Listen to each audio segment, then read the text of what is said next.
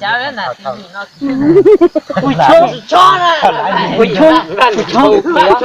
cho nè nhà mình thấy ước cho nó mấy sao mấy để chỉ cho nó mới mấy người tuần giáo đó mình chả đó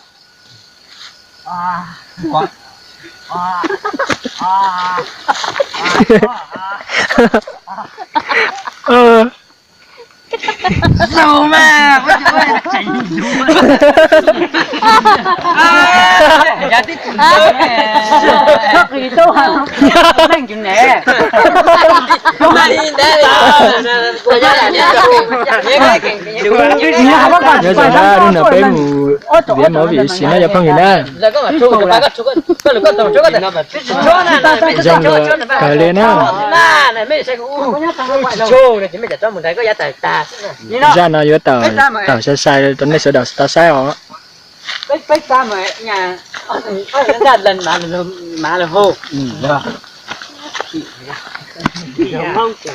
lần có trò mà trôi của bá còn lần có mấy ông sẽ cho lấy con này cho na cho nó mấy mà thì nó mấy rồi mấy giờ nó mấy nửa rồi đó nó còn mấy nửa mấy chỉ cho nó ta mấy thằng một cái đây cho đi mà cho mấy thằng mấy chưa mấy người ta con lúa bua chỉ nó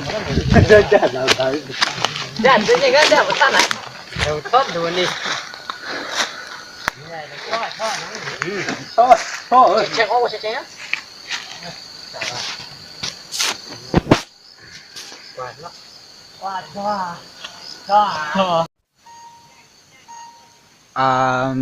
nhớ xong này đi chụp bao nhiêu nữa là nó bé mụ mà vì là với đứa cái chăn nó phải nó nè lá nhớ bé nè tại vì nó chỉ sau có khá là cú lần nhất là nó là tại vì nó bé khi nhớ nó chỉ chống là nó nè hai nó tên là cú y tất cả mọi người nhá y khó chờ dòng chập lại nữa mọi người giúp đăng ký kênh nhá để chúng tôi có thể đi tiếp và làm tiếp video cho anh em xem nhá. Đây anh em xem này, trên này đang có mấy anh em mà đang diễn nhá. Bây giờ không đến vai của bọn mình rồi, bây giờ bọn mình đang đây này. Đấy, đây anh này diễn vai cũng rất là hài. Còn anh này cũng diễn nữa, còn cháu này cũng diễn nữa, còn em đằng sau nhỏ này cũng diễn nữa. Đây đằng sau đây, đây tất cả đây là rất là đẹp nhá. Đây em có thể xem rất là đẹp, đẹp quá đẹp luôn. Anh em giúp like và đăng ký kênh nhá, để mà xem video mới nhất của chúng tôi nhá. Thank you anh em, bye bye.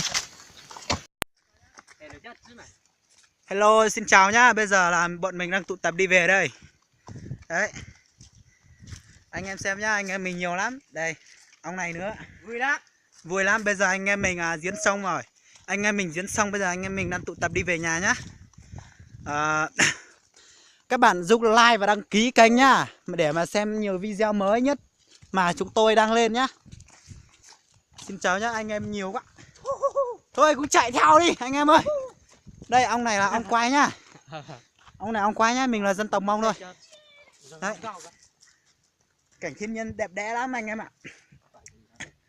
Đây, giờ tiến lên tìm ông nè, ba p subscribe cho này, vì p chừng nè ba p đăng ký nè, đăng ký rồi p theo mua chắc bánh sử thiên lũ giò mù cọt ua cả mù đẽ. Giờ thì này chỉ ba đăng ký nè, mà bây giờ chỉ tao đây sẽ đá sai nè. Thank you, nãy trong phơi sẽ đá nè. Thank you anh em ơi, đi về đi. Bây giờ là anh em mình là làm xong video rồi, bây giờ anh em mình phải đi về nhá.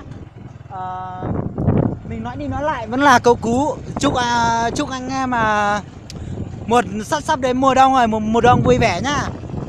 Bây giờ là anh em mình diễn xong phim rồi, bây giờ anh em mình đi về. Nói đi nói lại vẫn là nói câu mà anh em giúp đăng ký video để mà xem thêm nhiều video mới trong những tập video mới nhá. Bây giờ anh em xem những chỗ rất là đẹp đẽ. Đây, anh em mà xem video mà ủng hộ chúng mình nhá. Chúng mình đang làm clip Mông nhá.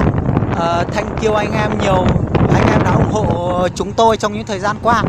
Đấy, bây giờ mình đi, mình sẽ quay những cảnh cho anh em xem nơi này đẹp hay không. Anh em biết mà xem nhá. Ok.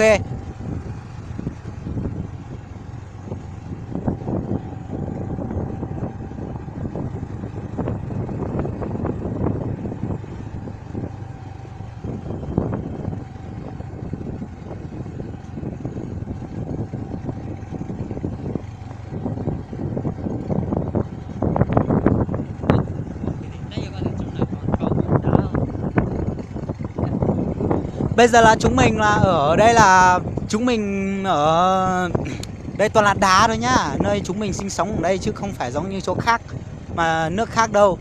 Đấy, mình là dân Quản Bạ nhá, mình ở Thanh Vân ạ. Đấy, mình nói thẳng là mình là dân Quản Bạ Thanh Vân nhá. Anh em xem video và đăng ký video nhá, đăng ký kênh nhá. Ok, tạm biệt.